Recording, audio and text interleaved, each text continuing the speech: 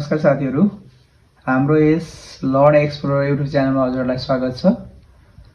आज चाहिँ हामीले क्लास 6, 7, 8, 9, 10 मा पनि काम लाग्ने, साथै यो लोक सेवा आयोग, शिक्षक सेवा आयोगमा काम लागिरहने, अर्थात् यो लङ क्वेसनमा पनि आउन सक्ने कहिलेकाहीँ, र यो एक्चुअली चाहिँ लोक सेवाको चाहिँ जीके आइक्यू सेसनको आइक्यू टपिकभित्र आउने क्वेसनहरुमा समावेश हुने केही बेसिक टर्म्स, म्याथमेटिक्सको बेसिक टर्महरु चाहिँ आज बुझ्न गइरहेका छौं।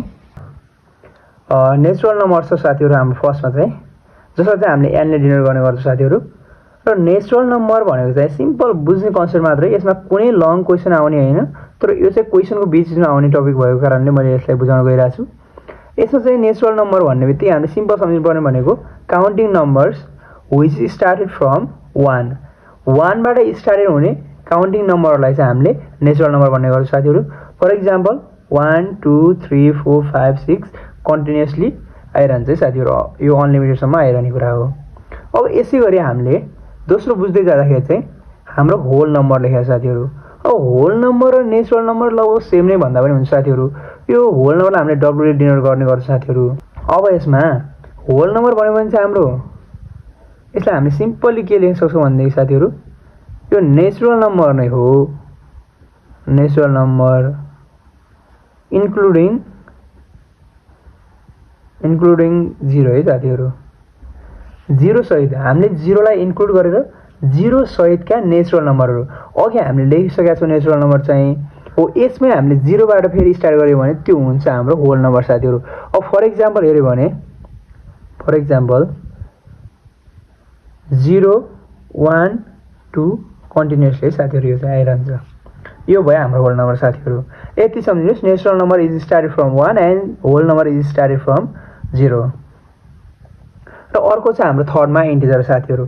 इन्टिजर भनेको चाहिँ हाम्रो एक्चुअली चाहिँ यो नम्बर लाइनमा नै युज हुन्छ साथीहरु, जसलाई चाहिँ हामीले z ले डिनोट गर्ने गर्छौं। इन्टिजर भनेको पनि सिम्पल कन्सेप्ट, धेरै बुझ्नु पनि पर्दैन साथीहरु, धेरै लङ पनि छैन यसको। हामीले यसमा भन्नुपर्दा चाहिँ यसमा negative and positive whole number है।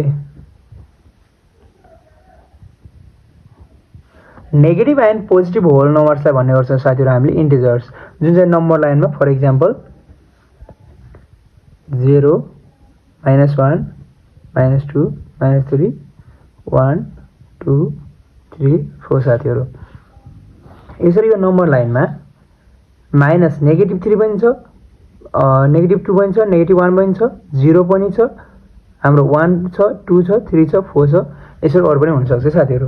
हो, यसरी गर्दाखेरि चाहिँ हाम्रो यो 0 1 2 3 4 यसरी कन्टिन्युअसली आउनु भनेको हाम्रो होल नम्बर हो साथीहरु। र प्लस हाम्रो अर्को के छ भन्दा यतातिर नेगेटिभ साइड छ हाम्रो साथीहरु। अब यो हाम्रो लेफ्ट ह्यान्ड साइडतिर चाहिँ नेगेटिभ हुन्छ। हो, यिनी नेगेटिभ र पोजिटिभ नम्बरलाई इन्क्लुड गर्यो भने चाहिँ हाम्रो जुन चाहिँ इन्टिजर बन्ने गर्छ, जुन चाहिँ नेगेटिभ एन्ड पोजिटिभ होल नम्बरको कम्बिनेसन है साथीहरु यो चाहिँ। अब यसैलाई हेर्दाखेरि फोर्थमा साथीहरु हाम्रो सिम्पल बुझ्नुपर्ने चाहिँ रेशनल नम्बर साथीहरु।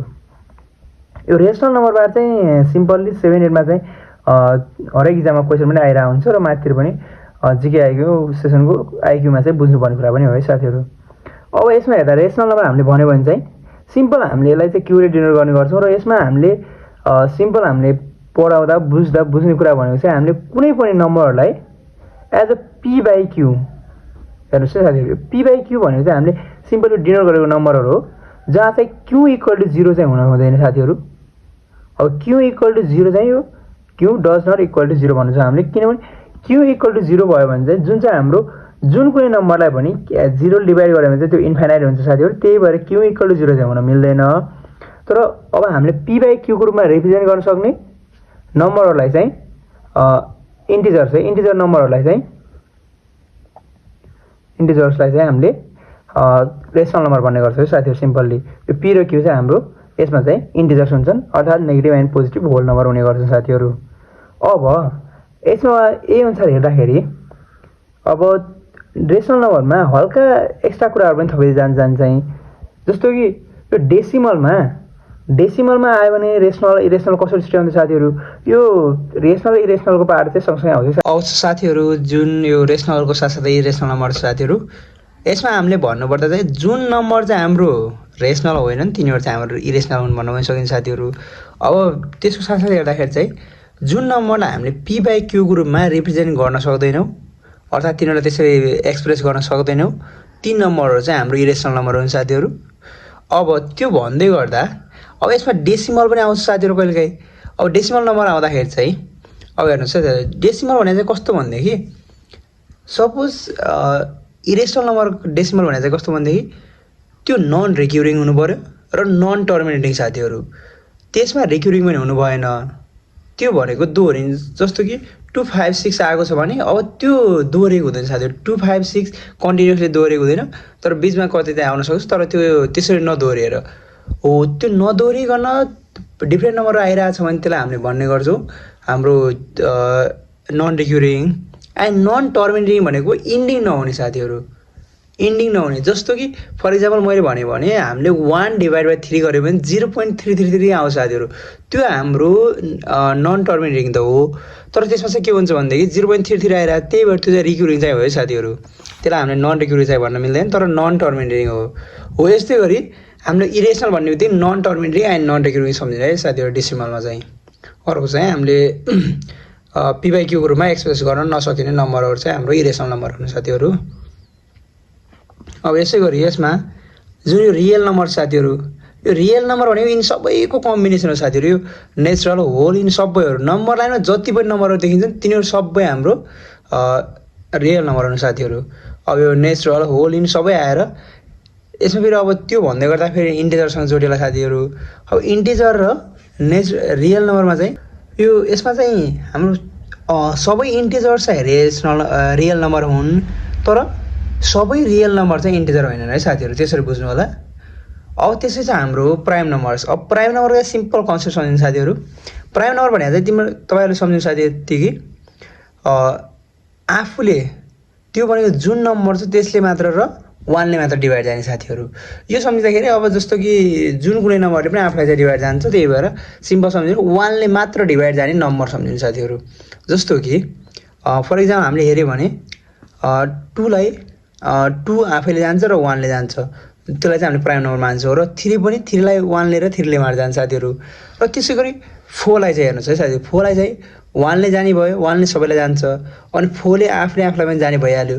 तर त्यसलाई 2ले पनि जान्छ साथीहरू त्यसलाई चाहिँ हामीले प्राइम नम्बर भन्न सक्दैनौँ अर्थात् यति सम्झिनुहोस् त्यस्तो नम्बर जसको चाहिँ फ्याक्टरहरू चाहिँ हाम्रो 2वटा मार्छ साथीहरू 2वटा मात्र फ्याक्टर भएका नम्बरहरूलाई भन्छौँ हामीले प्राइम नम्बर्स अब प्राइम नम्बर हेर्दै गर्दा फर इक्जाम्पल एउटा 2 भयो 3 5 7 11 9 चाहिँ होइन है साथीहरू फेरि त्यो कन्टिन्युसली गर्दै गर्दा फेरि 9 पनि सम्झिनु होला तर 9 चाहिँ होइन 9लाई किनभने हाम्रो 3ले पनि डिभाइड जान्छ है साथीहरू 1ले 9ले त भइहाल्यो तर 3ले पनि डिभाइड जान्छ त्यही भएर हामीले 9लाई चाहिँ प्राइम नम्बर भन्दैनौँ है साथीहरू अब यसमा चाहिँ एउटा कुरा हजुरलाई म याद गराइहाल्छु हाम्रो एउटा मात्र त्यस्तो प्राइम नम्बर छ जुन चाहिँ इभन प्राइम नम्बर साथीहरू अरू सबै बाँकी नम्बरहरू चाहिँ बाँकी प्राइम नम्बरहरू चाहिँ हाम्रो अड हुने गर्छ तर एउटा मात्रै इभन प्राइम नम्बर भनेको 2 हो है साथीहरू यो चाहिँ याद गर्नु होला कहिलेकाहीँ सोधिन सक्छ इभन प्राइम नम्बर चाहिँ हाम्रो 2 हुन्छ है साथीहरू